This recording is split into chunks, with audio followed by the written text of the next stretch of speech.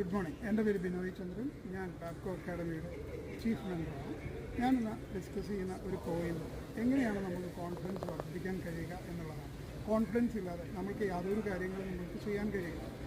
എന്ത് കാര്യങ്ങൾ ചെയ്യുമ്പോഴും നമുക്ക് കോൺഫിഡൻസ് ആവശ്യം. എങ്ങനെയാണ് നമുക്ക് കോൺഫിഡൻസ് വർദ്ധിപ്പിക്കാൻ കഴിയുക?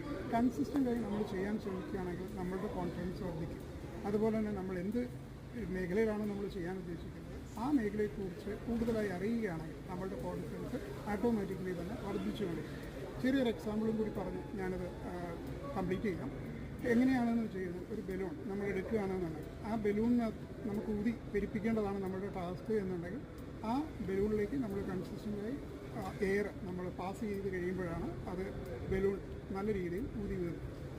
പക്ഷേ മറ്റൊരു പ്രശ്നം കൂടിയുണ്ട്. ഓപ്പോസിറ്റ് സൈഡിൽ കൂടുതലായുള്ള എയർ അതിനകത്തേക്ക് പോവുകയാണെങ്കിൽ ആ ബലൂൺ പൊട്ടിപ്പോകാനും സാധ്യതയുണ്ട്. അതുപോലെ തന്നെയാണ് നമ്മുടെ മനസ്സിൽ കൂടുതലായ സ്ട്രെസ് എടുക്കാൻ കഴിയില്ല.